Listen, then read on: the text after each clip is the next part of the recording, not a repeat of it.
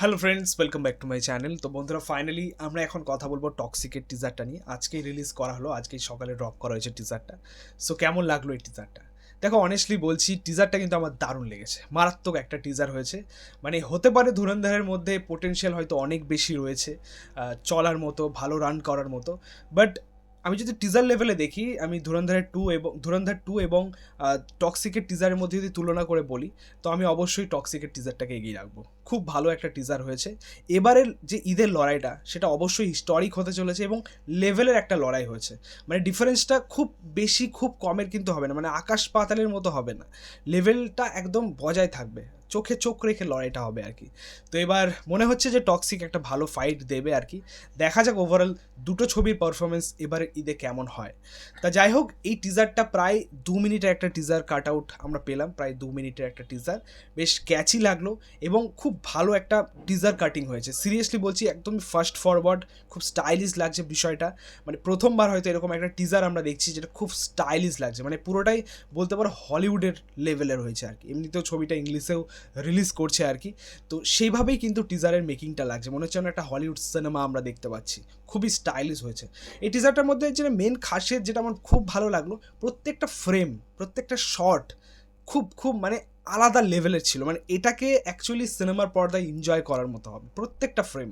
আমি টিজারে একদম শুরুর দিকে একটা শট ছিল যেখানে আমাদের মানে ইয়াশ দেখলাম একটা ড্রিঙ্ক করছে আর কি বোতলটা নিয়ে, এবং বৃষ্টি পড়ছে, পাশে একটা গাড়ি রাখা। প্রত্যেকটা শট ভাই দারুণ লাগছে। ঠিক এরকম একটা শট কিন্তু আমরা KGF 2-তেও দেখেছিলাম, জাহাজের মধ্যে ওই একটা শট ছিল। তারপরে একটা শট দেখলাম ম্যানহোলের মুখে দাঁড়িয়ে আছে, মানে সেখানে ট্রেনটা আসছে, 3-4 জন দাঁড়িয়ে, ওই শটটা। এমনিতেও প্রত্যেকটা শট, আমি স্পেসিফিক এই দুটো আমার খুব ভালো লেগেছে, কিন্তু প্রত্যেকটা শট, প্রত্যেকটা ফ্রেম জাস্ট আলাদা। বিশেষ করে এই মুহূর্তগুলোই সিনেমা হলের জন্য তৈরি। সিনেমা হলের পর্দা যদি খুব ভালো থাকে, পরিষ্কার থাকে, তাহলে ডেফিনেটলি এই সিনগুলো তোমাদেরকে মজা দেবে, একটা আলাদা এনজয় দেবে আর কি। পাশাপাশি যে কালার গ্রেডিং ইউজ করা হয়েছে, আমরা তো এর আগেও যেরকম ফার্স্ট লুক দেখলাম বা তারপরে ফার্স্ট টিজার দেখলাম, মানে আমাদের ইয়াসের যে ইন্ট্রোটা ছিল আর কি, সেখানেও মানে সেম কালার গ্রেডিং। তো বেশ ভালোই লাগছে। এবং কিছু ডায়লগ, যেরকম ডায়লগ আমরা KGF-এ পেয়েছি বা KGF 2-তে পেয়েছি, ঠিক সেরকম কিছু ডায়লগ আমরা পেলাম আর কি। খুব ক্যাচি লাগলো আর কি। যেখানে একটা ইটস ওভার বলে একটা ডায়লগ ছিল, when I say it's over, it's over, মানে ওই যে ডায়লগটা দারুণ লাগছে। পাশাপাশি ইয়াসের এই ছবিতে টক্সিকের যে লুকটা দেওয়া হয়েছে, অনেকটা সিমিলার KGF 2-এর সাথেই, ঠিক আছে, অনেকটা KGF-এর মতো একটা লুক। বাট যে চরিত্রটা সেটা ডিফারেন্ট, অনেকটাই ডিফারেন্ট। হ্যাঁ, ডায়লগ ডেলিভারি কিছুটা, তার যে অ্যাটিটিউড বা তার যে কাজ, সেটা কিছুটা মিল KGF-এর সাথেই রয়েছে, KGF 2-এর সাথেই রয়েছে। সেখানে অনেকটা সিমিলারিটি লাগছে।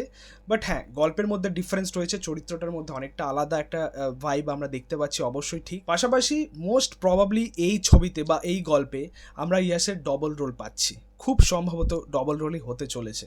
একটা রায়া এবং আরেকটা চরিত্র আমরা শেষের দিকে পেলাম, সেটা হতে পারে, সেটা একদমই সাসপেন্স করে রাখা হয়েছে আর কি টিজারটার মধ্যে।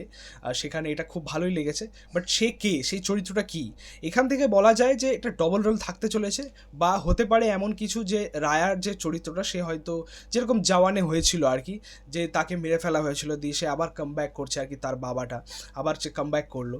তো ওইরকম একটা বিষয় হতে পারে আর কি, মানে গল্পটা ওরমভাবেও অ্যাকচুয়ালি পোর্ট্রে করা হতে পারে। একদম টিজারটা শেষে যে ডায়লগটা আমরা পেলাম, যে আই এম হোম ড্যাডি, তো ওখানে কিন্তু অনেকটা বোঝা যাচ্ছে যে বাবা ছেলের মধ্যেও একটা রিভেঞ্জ হতে পারে, বা এমন হতে পারে যে বাবার হয়ে ছেলে আবার বদলা নিতে এসছে, এমন হতে পারে। সো আলটিমেটলি গল্পটা কোথায় গিয়ে দাঁড়ায় সেটা হচ্ছে দেখার, অ্যাকচুয়ালি গল্পের প্রেজেন্টেশনটাই দেখার। পাশাপাশি এই ছবিতে ব্যাকগ্রাউন্ড স্কোরে কাজ করেছেন আমাদের রবি বসু। তোমরা জানো যে এর আগে KGF-এও তিনিই কাজ করেছিলেন, মিউজিক দিয়েছিলেন, এবং BGM-টাও তিনিই করেছিলেন। KGF 2-তেও আমরা তাকে পেয়েছি। তো সেই পেয়ারটাই কিন্তু আমরা পাচ্ছি আবার, রবি বসু টক্সিকে ব্যাকগ্রাউন্ড স্কোর দিচ্ছেন এবং পাশাপাশি মিউজিকও তিনি ডিরেক্ট করছেন, ঠিক আছে। সো আমার জন্য তিনি একজন আইকনিক BGM মেকার। অ্যাকচুয়ালি অনেকে অনিরুদ্ধকে নিয়ে নাচানাচি করে, বাট আমার জন্য আমার বেস্ট, সর্বকালের বেস্ট হচ্ছে রবি বসুর। আলাদা লেভেলের, মানে তার মধ্যে ওই BGM-এর মধ্যে মাসি যে ভাবটা থাকে না, মাসি যে ভাইবটা, সেটা দুর্দান্তভাবে ওয়ার্ক করে, প্রত্যেকটা সিনকে মানে অন্য লেভেলে নিয়ে যায়, ঠিক আছে। ওই ক্ষমতা তার মধ্যে দারুণ রয়েছে আর কি। আমরা সালারেও এটা দেখেছি, আমরা এর আগে তার প্রত্যেকটা প্রজেক্টেই দেখেছি। কেজিএফ 2 তো বা কেজিএফ তো আলাদা লেভেলের, সেই বিজিএমগুলো মানুষের মানে মুখে এমনি সবাই আর কি সেটা নিয়ে বারবারই গুনগুন করে। মানে রবি বস্ত্রের বিজিএমে মাসি ব্যাপারটা এবং লার্জার দ্য লাইফ ফিলটা দারুণভাবে ওয়ার্ক করে। সো ওভারঅল এই টিজারটার প্রত্যেকটা ডিপার্টমেন্টের কাজ দারুণ লেগেছে, কিন্তু একটা ডিসঅ্যাপয়েন্টমেন্ট রয়েছে, সেটা খুবই নিরাশ করার মতো।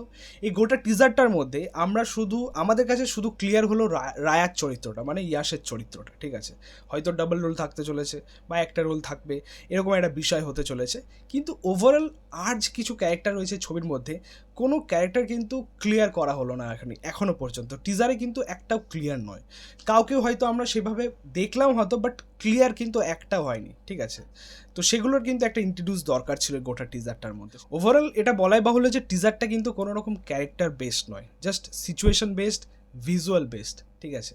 অ্যাকচুয়ালি অনেক আরও কিছু ক্যারেক্টার রিভিল করা উচিত ছিল, আর সেগুলো আমরা পেলাম না। তো এটা একটা ডিসঅ্যাপয়েন্টমেন্ট, ঠিক আছে। এছাড়া এই টিজারে আরও একটা সারপ্রাইজিং ফ্যাক্টর হচ্ছে ইয়াসের লুকটা।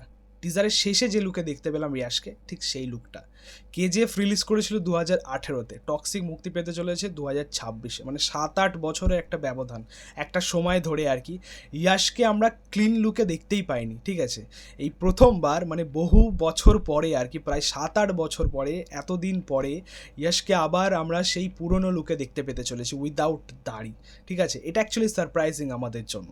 এবার আমার তো মনে হয় যে তাদের ফ্যান্সরা হয়তো খুব খুশি হবে, হয়তো ইয়াসকে তার এই কেজিএফ লুকে খুবই ভালো লাগে বা তার অ্যাটিটিউড, তার সোয়াগ লেভেলটা আরও ভালো ফুটে ওঠে। বাট এই লুকে মানে যেরকম লুকে আমরা দেখতে পেতে চলেছি আর কি আরেকটা ভূমিকায়, যেটা একদম উইদাউট দাড়ি থাকতে চলেছে, সেটা কিন্তু অ্যাকচুয়ালি সারপ্রাইজ করবে, ঠিক আছে। এবার চরিত্রটা কেমন হয়, কিভাবে পোর্ট্রে করা হয়, সেটা হচ্ছে দেখার। এই ছিল বলার টক্সিকের টিজারটা। ওভারঅল টিজারটা আমার বেশ ভালো লেগেছে। তোমাদের মতামত, রিয়াকশন কিন্তু অবশ্যই কমেন্টে জানিও। ভিডিওটা ভালো লাগলে অবশ্যই লাইক, কমেন্ট, শেয়ার করে দিও। পাশে থেকেও সাপোর্ট করো, চ্যানেলটাকে অবশ্যই সাবস্ক্রাইব করে যাও। পাশে থাকা বেল প্রেস করে দিও পরবর্তী ভিডিওগুলো আপলোড। Thank you.